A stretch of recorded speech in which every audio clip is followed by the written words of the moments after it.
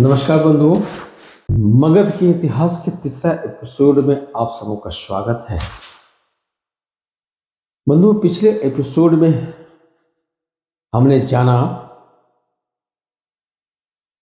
कि मगध का नाम क्यों पड़ा, कैसे पड़ा, और यह भी जाना कि मगध का अंतिम सम्राट स्कंदगुप्त की अकर्मण्यता, उसकी चरित्रहीनता के कारण मगध साम्राज्य का पतन कैसे हो गया। बंधुओं, आज हम जानेंगे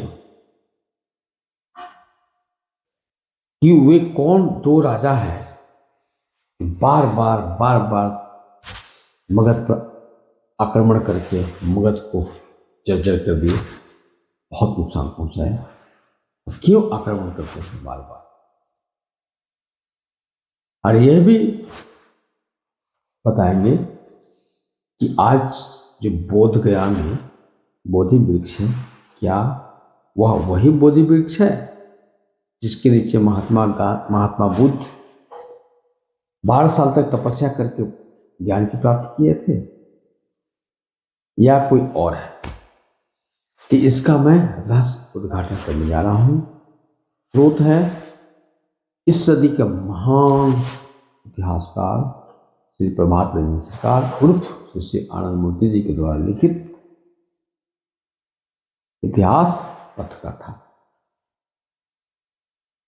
और हाँ बंधुओं, वो जो लिगुनिस बॉडी है, छाया मूर्ति, फल्गु नदी में खड़ा होकर आधी रात को जैसे आनंद मूर्ति जी उर्फ श्री प्रभात रंजन सरकार को सुना।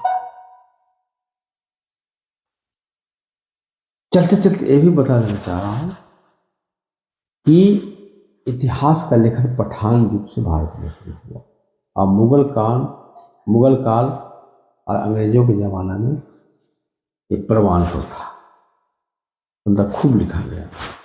उससे पहले प्रागैतिहासिक काल में अर्थात मगध काल में इतिहास लेखन की परंपरा नहीं थी, कोई लिखा नहीं। तो इसलिए भारत का इतिहास जो विदेशी लिखे हैं, इसलिए विदेशियों का लिखा हुआ इतिहास तो वो सत्य चीज नहीं है जो हमारा भारत का इतिहास है। तो प्रागैतिहासिक काल में जो व्यक्ति जीवित था वही लिगुनिस बॉडी के रूप में श्री प्रभात रंजन सरकार को सुना रहे हैं। ये बिल्कुल ही ऑथेंटिक है।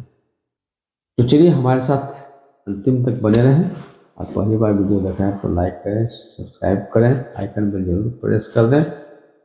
और हाँ बंधुओं, अधिक से अधिक शेयर करें, प्रसारित करें, क्योंकि इसमें मगध के वो इतिहास हैं जो अभी तक अनछुए हैं, अभी तक इसके बारे में नहीं जानते हैं, विलुप्त प्राय है।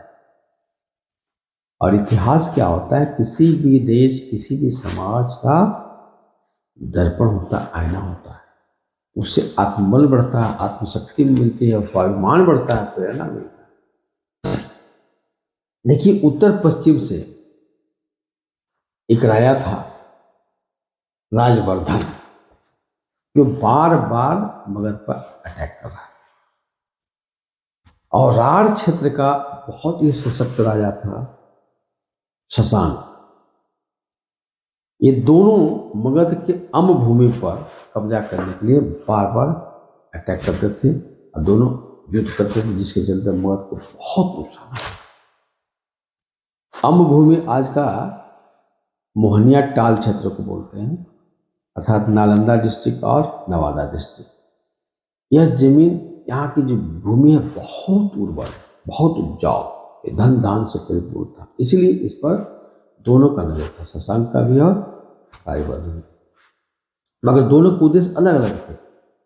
राजवर्धन का उद्देश्य था मगध पर कब्जा करके लूटपाट करना, यहाँ का जो धन संपत्ति इसको लूट करके अपने यहाँ ले जाना। मगर शशांक का कोई और उद्देश्य था। शशांक का मुख्य उद्देश्य था मगध से बौद्ध धर्म को खत्म करना, निस्तानाबूद कर देना। उसको बौद्ध धर्म से चिढ़ता। क्यों? क्योंकि मगध तो वैदिक सभ्यता संस्कृति को स्वीकार नहीं किया, आज सभ्यता संस्कृति को स्वीकार नहीं किया। फलस्वरूप यहाँ पर बौद्ध धर्म और जैन धर्म दोनों का पदार्पण हुआ। लेकिन मगध के लोग जैन धर्म को स्वीकार नहीं किए। उसके पीछे रीजन था कि जैन धर्म में नग्नता है, यहाँ के लोग बौद्ध धर्म को स्वीकार किए। शशांक को इसी बात का चिढ़ था।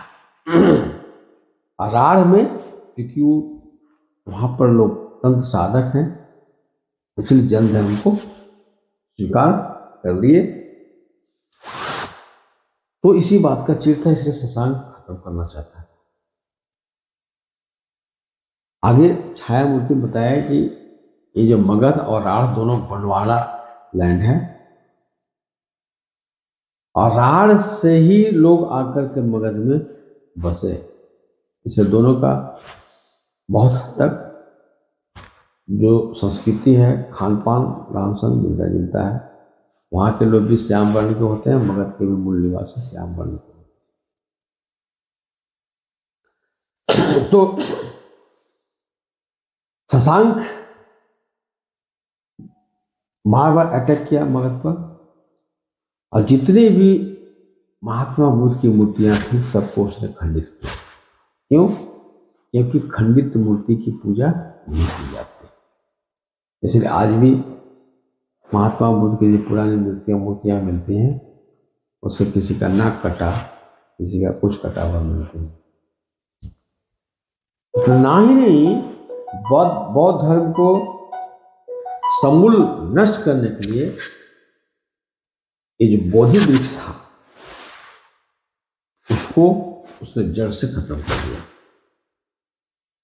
और उसको बिल्कुल खत्म करने के लिए गड्ढा खोद करके उस जगह पे, उस गड्ढे में मधु डलवा दिया, ताकि चींटियां जड़ के एक एक अंग को खा करके खत्म कर दें।